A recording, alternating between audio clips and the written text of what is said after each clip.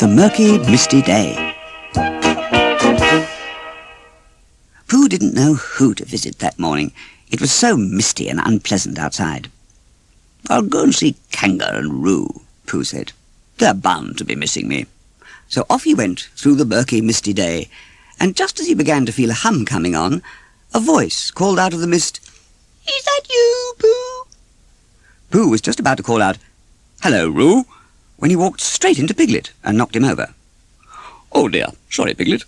What are you doing here?" Pooh asked, looking down at where Piglet was lying. "I live here," Piglet told Pooh, a little confused, and he struggled to his feet. "Do you?" Pooh asked in surprise. "What was wrong with your house? Where's Kanga and Roo?" Piglet was becoming even more bewildered when Pooh said, "Oh, this is your house. I must have got lost on the way. I meant to visit Kanga and Roo." "Never mind," Piglet told him. "I'll come with you." "Maybe," said Pooh.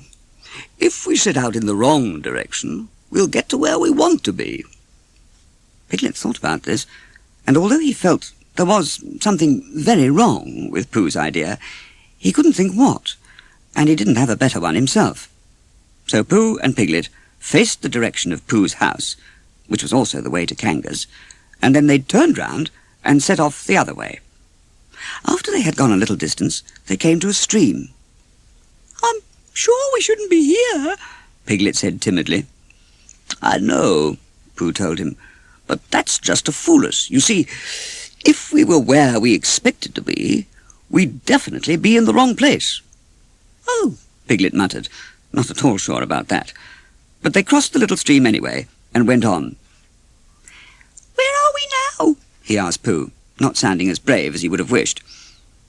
"We're on our way somewhere," Pooh said, and that gave Piglet heart. But just as he felt he might know where they were going, he suddenly didn't any more. "What's that?"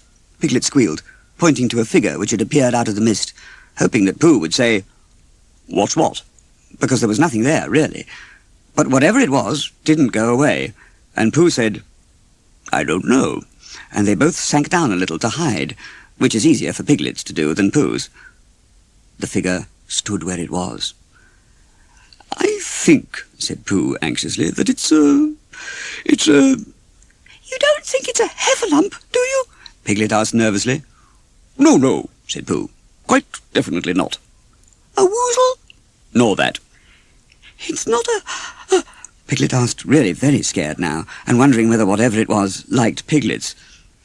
"Whatever it is," Pooh told him, "it's playing hard to tell." Piglet by this time was backing away from the misty whatever it was. At least he thought he was, but when he looked down he saw that he was standing still, and Pooh was moving forward, crawling along and being very small, which was really difficult for Pooh. "How brave," thought Piglet, and he decided to stay where he was, in case he was needed to run for help, although he would have much rather run for it straight away. He watched until Pooh had almost disappeared into the mist, and then he heard a "Help!" come back to him. "Help! Help!" And Piglet began to run round, shouting, "Help! Help!" too. "It's a..." he shouted, "help!" Pooh was lying with his face on the ground and his paws sunk into the mud. "Oh, bother," he thought. "Whatever it is sure to catch me now." But when he finally plucked up the courage to look at the creature, he saw that it hadn't moved. From where he was, he could see quite clearly that it wasn't a woozle or a heffalump. It wasn't like anything he'd seen before, except perhaps like Christopher Robin, only bigger. And he thought for a moment that he should try calling "Christopher Robin" to it and see if it answered. But then he decided against that, in case it wasn't a Christopher Robin at all, and didn't like being called by someone else's name. So he stayed where he was for a moment and said nothing. When Pooh rescued his paws from the mud, he stood up. Whatever it was stood where it had been all along, with its arms out, not moving. Pooh decided that he couldn't think of a song to sing to this whatever it was, so he turned round and ran in the direction of Piglet's helps. When Pooh came running out of the mist at Piglet, Piglet thought it was a whatever it had been, all black and covered in mud, and he fell over in fright. "Piglet," Pooh said in a friendly sort of way, so that Piglet opened his eyes. "Has it gone?" asked Piglet, wishing he didn't sound so very scared. And then he said, "Oh, Pooh, you're so brave," which was exactly what Pooh had been thinking himself. And as they walked home, Pooh composed a song about a very brave bear called Pooh and his adventure with the whatever it was. Later, when Christopher Robin came to call, they told him all about their adventure. "Oh," Christopher Robin said rather carelessly, "I think I saw a whatever it was once, and it certainly looked very fierce." And Pooh and Piglet felt even braver than before. "If it wasn't such a nasty day," Christopher Robin said, looking out at the rain, "we could have gone to see the new scarecrow. It's just down by the floody place as well." And he coughed a little. "Oh," Pooh said, and he coughed a little. "Scarecrow." "Well, it is raining very hard," Piglet said. He wasn't quite sure exactly what a scarecrow was, but he did know he had seen quite enough of the floody place for one day.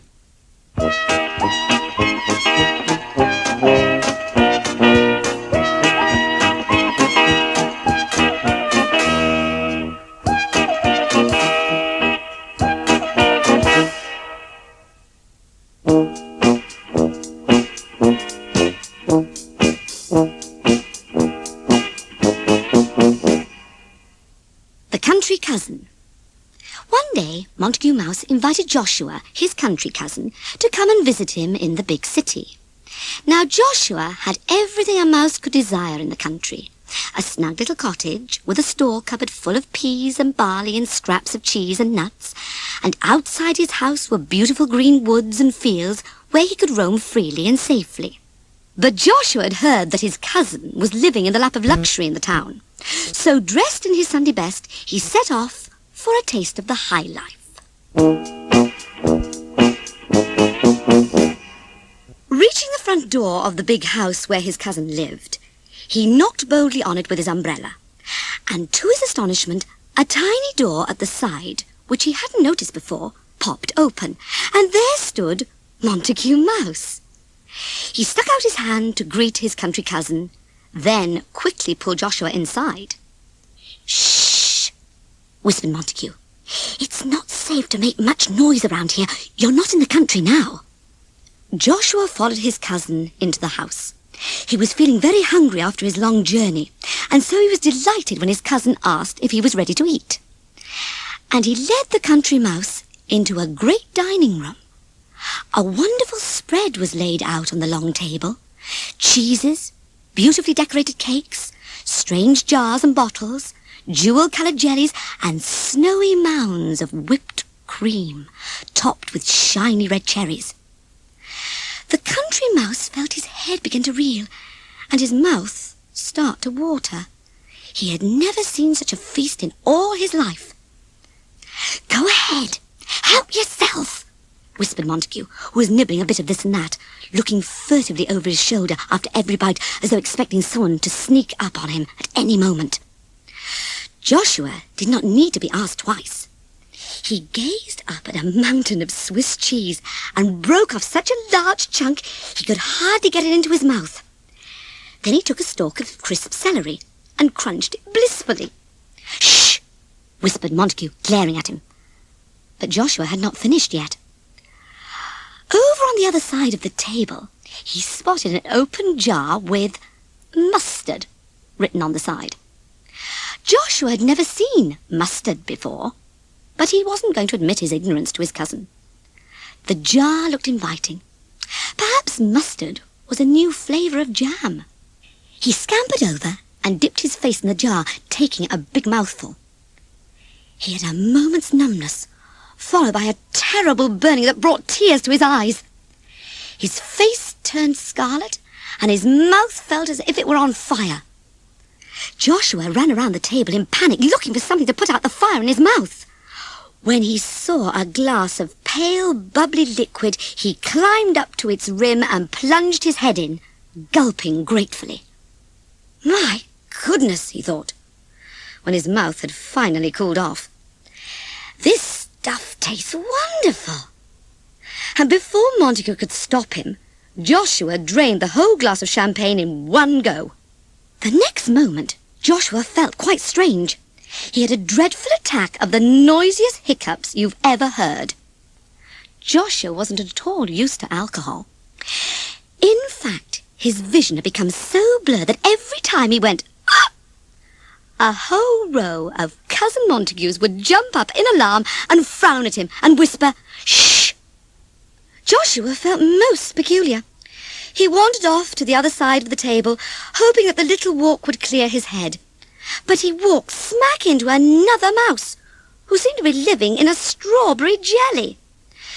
They glared fiercely at each other. Then Joshua raised his fists and shook them at the other mouse. The strawberry jelly mouse shook his fist back at Joshua.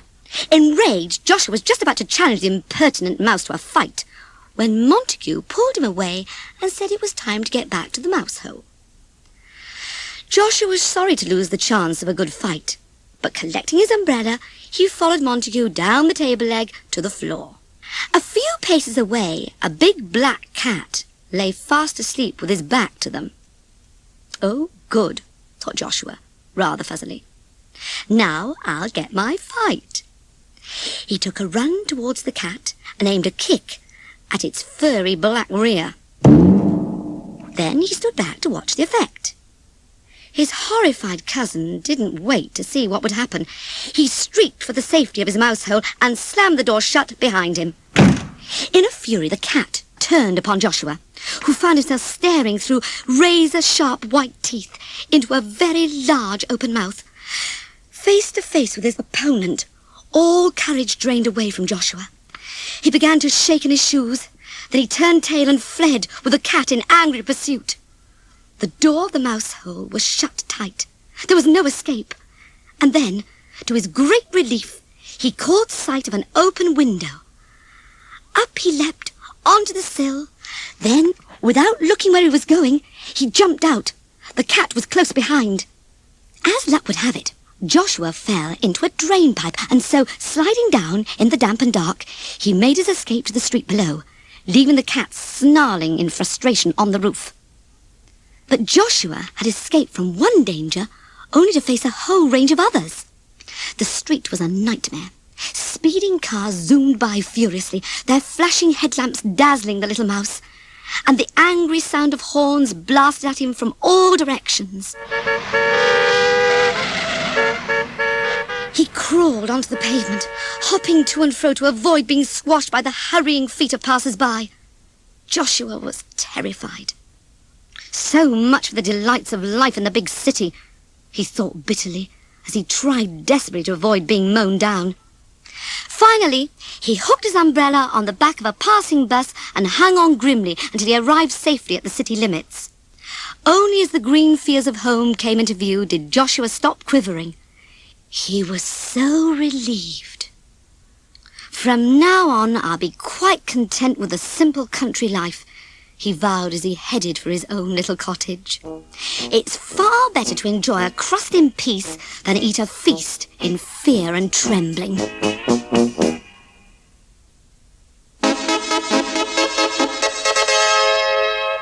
King of the Jungle. Shere Khan, the tiger, and Colonel Hathi, the old grey elephant, were always arguing about which one of them was king of the jungle.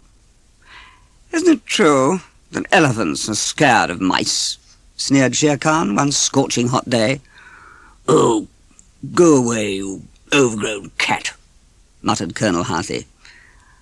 "What's wrong, big ears?" teased Shere Khan. "You look a little under the weather this afternoon." "The heat has given me a headache," admitted Hathi. "And besides, I can't be bothered to argue on a stifling day like this." "It is hot, I agree," purred the great big tiger. "But the fact that I can stand the heat better than you must surely prove I am the superior creature." "Very well, whatever you say," groaned Hathi. His head felt too hot for him to argue. Shere Khan was triumphant. He raced off into the jungle to gather together all the animals, which was quite a job because most of them were having their afternoon nap. It must have been a good 2 hours later when Hathi was awoken by a chatter of voices. He opened his eyes to see a whole crowd of animals before him. "They're all here," gasped Shere Khan, who by now was very hot and bothered, "to hear you say that I am king of the jungle." "Nonsense, you overbaked tiger," laughed Hearty. "You claimed that you could stand the heat better than I. But the wisest jungle animals never waste their energy and always sleep through the heat of the day. I ask you all, look at Shere Khan, hot, sweaty, and tired. Then look at me, cool, calm, and collected. Now really, which would you say was the superior creature?" Poor Shere Khan slunk away into the trees with his tail between his legs. The jungle creatures went home, and Colonel Hearty went back to sleep, to dream about being king of the jungle.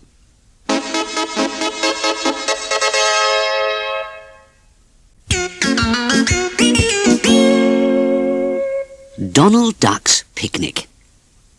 One fine day, Donald Duck saw a beautiful shiny red bicycle in a shop window. He stopped and stared longingly at it. He hadn't ridden a bicycle since he was quite a small duck. How he had enjoyed riding along in the summer sunshine. I must have it, Donald decided. But what about his nephews, Huey, Louie and Dewey? They were too small to have bicycles of their own. Then Donald had a bright idea. He vanished into the shop, and 3 hours later he emerged with his new bicycle. But now it had 4 seats instead of 1, for Donald and all his nephews. When the triplets saw the bicycle, they wanted to try it straight away. Donald said they would have to wait until the next day. "Let's go to bed now," said Huey. "Then tomorrow we'll come more quickly." But the triplets were so excited they hardly slept a wink. Bright and early, they bounded into the garden, making such a noise that Donald had to get up before they woke all the neighbours. "Let's go, Uncle Donald," they shouted, jumping up and down. In no time at all, the picnic basket was full of their favourite food: sausage rolls, sandwiches, chocolate, bananas, and cake. Perching the basket on the carrier, off they set. But it wasn't long before Donald realised his big mistake. The bicycle had 4 seats, but only 1 set of pedals, so Donald had to do all the hard work. "Oh," he groaned as he pedalled, sweat dripping off his forehead. "I wish it wasn't quite so sunny." Although they whizzed at great speed downhill, going uphill was terrible. Puffing and panting, he would reach the top, only to come down on the other side with a great thump which jolted all the bones in his body. After the 3rd hill, Donald had had enough. "Let's stop here and have our lunch," he said. "At least there'll be less to carry later on." But when they looked, the picnic basket had gone. "Oh no!" cried Dewey. "It must have fallen off as we came." Donald looked along the hot, dusty road, and his heart sank. "We'll have to go back," he groaned. Clambering on, they heard a long tss. The bicycle had a flat tire. With his nephews all crowding round, Donald became even hotter and crosser. "Get out of my way!" he squawked. He worked away at the pump, but nothing happened. "You got your foot on the air tube," laughed Huey. Donald glared at the giggling triplets. Back on the bicycle once more, Donald pedalled wearily homewards. By this time, Huey, Louie and Dewey were feeling very hungry and had begun to squabble loudly. Along the country lanes, even the cows stopped to stare as the noisy bunch cycled by. Donald wished with all his might he'd bought an ordinary cycle and left the nephews at home.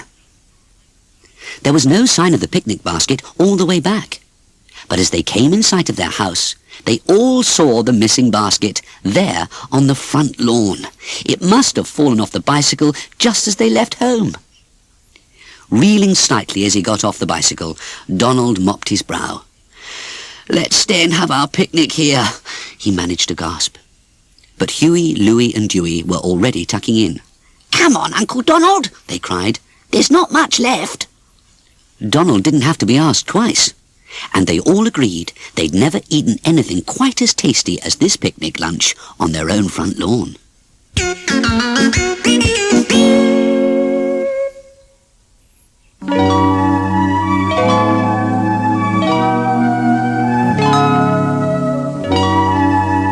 Snow White and the Seven Dwarfs, Part 3.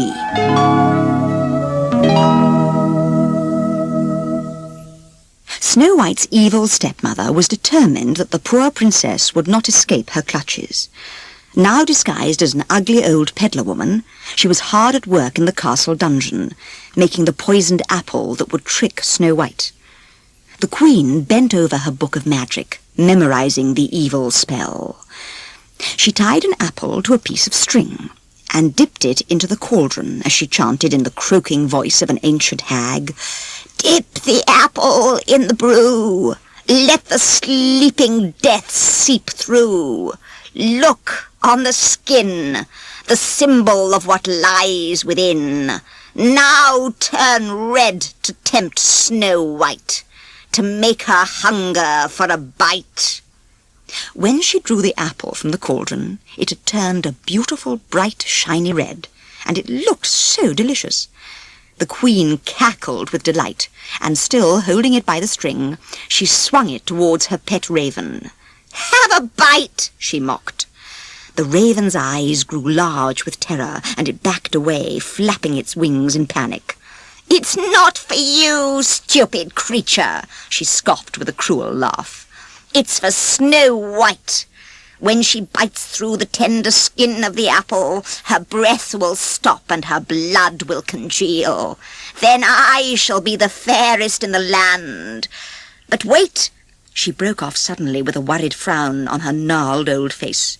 "Suppose there's an antidote to the poison, a cure for the sleeping death. I must think of everything. Nothing must be overlooked." With that, she rushed back to the magic book and found a section with the heading, "Poison Apple Antidote." "Now, let me see," she muttered, hunched over the page, and marking out the words with a long, sharp fingernail.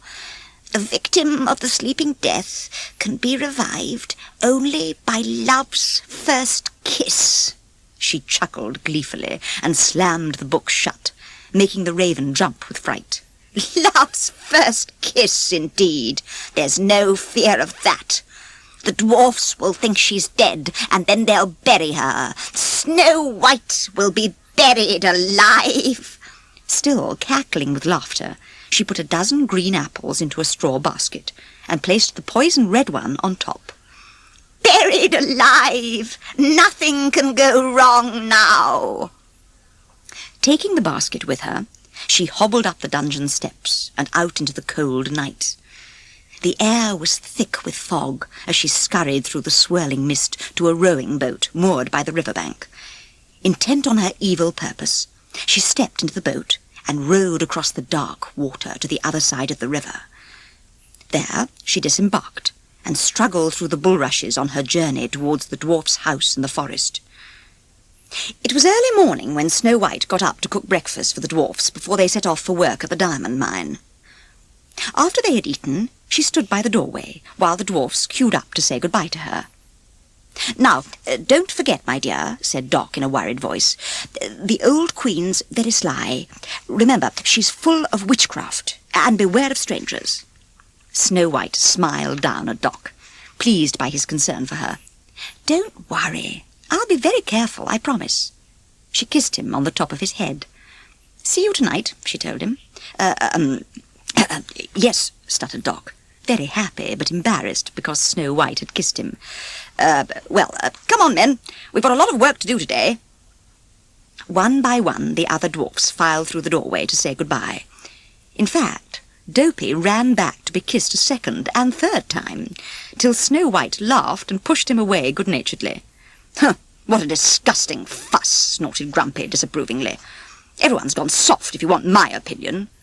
He marched past Snow White with a disgruntled expression on his face, not even stopping to say goodbye.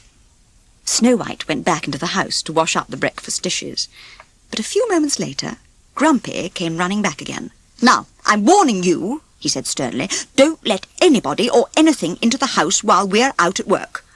"Oh, Grumpy," she exclaimed happily, "so you do care. You really do care about me after all." "Hm," came the response as he stalked out. "Goodbye, Grumpy," Snow White waved as she watched the small, angry figure stomping off into the distance. Meanwhile, the wicked queen continued her journey, clutching the basket of apples.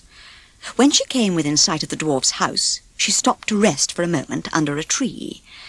"The little men will be away now, and she'll be alone," the old woman said to herself. "She won't suspect a harmless old peddler woman like me." She gave a cunning chuckle and walked towards the cottage. The woodland birds and animals were gathered outside the house, looking through the window. Inside, Snow White was singing as she rolled out some pastry to make a pie for the dwarf's supper. Suddenly, a dark shadow fell across the mixing board, and Snow White gasped in shock. At once, the birds and animals cried in alarm and fled from the cottage. Snow White turned round and saw an old woman peering in at her through the window. "Oh, it's only an old peddler woman with a basket of apples," she thought to herself. "How silly of me to be scared of an old lady." "Are you all alone, my dear?" the peddler asked. "Why, yes, I am," Snow White said innocently. "The little men are not here?" No, they're out at work." The old woman poked her head further in through the window and sniffed to catch the smell of cooking. She seemed very interested in the pastry Snow White was preparing. It smells delicious, my dear. You're making pies?" "Yes, gooseberry pies," Snow White told her. "It's apple pies that make the menfolk's mouths water," she whispered, as though letting Snow White into a special secret. "Pies made from apples like these." She took the red apple from the pile of green ones and held it up. "Oh, yes, it really does look delicious," Snow White agreed, wishing to humour the poor old lady. By now the curious animals had crept round to the side of the house to find out who the strange visitor could be. Watching at the window, they became more and more uneasy. Somehow they didn't like the look of the gnarled old woman, and all their instincts told them that Snow White was in danger. "I know the apples look delicious," the old woman was saying, "but they taste even more delicious. Just try one and see. You won't regret it. Here you are. Have a bite, my dear." She held out the apple to Snow White. "Go on, my dear," she coaxed. "Have a bite." Snow White reached out to accept the apple, but before she could take it, the birds swooped down and flew at the old woman, knocking the apple from her hand. It rolled onto the ground as the birds swarmed round the old woman, squawking and pecking and beating their wings against her. "Stop it! Leave her alone!" Snow White shouted as she ran out of the house to shoo them away. "You should be ashamed of yourselves," she scolded, "attacking such a defenceless old woman." The poor birds couldn't make Snow White understand that she was in terrible danger, and they were only trying to help. They flew away and settled in a nearby tree, wondering what on earth they could do. The old woman was bending down on her hands and knees, searching feverishly for the apple. When she found it, she grabbed it and chuckled with relief. "Oh, thank goodness," she muttered to herself. "I thought I'd lost it." "I'm sorry," Snow White said kindly, helping her to her feet. "I don't know why those birds got so excited. Are you all right?" "It's my heart," cried the old woman, clutching at her chest and pretending to be ill and faint. Oh, my poor heart! Please let me come into the house and rest. Please give me a glass of water." Snow White put her arm gently round the peddler woman and helped her into the house, telling her to sit down and rest while she fetched her a drink of water. The desperate animals felt completely helpless. They sensed the evil atmosphere which surrounded the cottage, and they somehow had a strange feeling that if the old woman persuaded Snow White to eat the apple, something terrible would happen.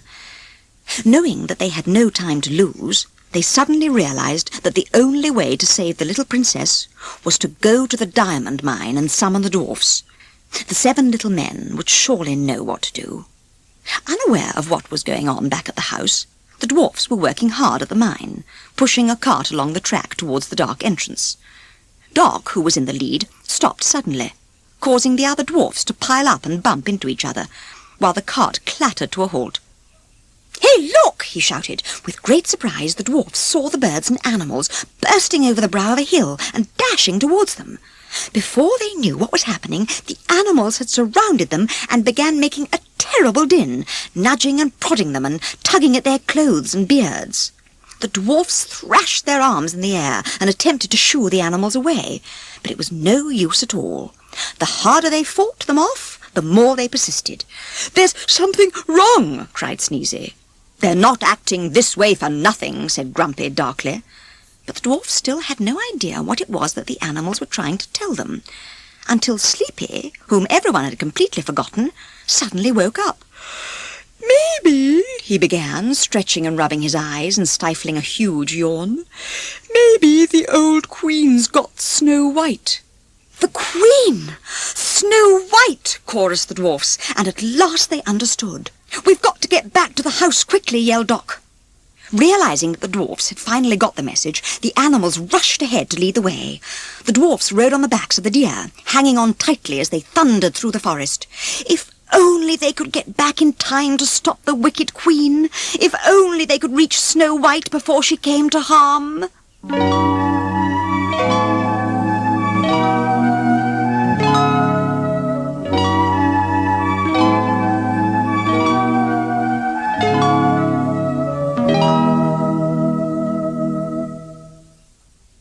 Old Mother Hubbard.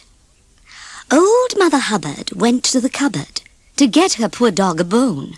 But when she got there, the cupboard was bare, and so the poor dog had none.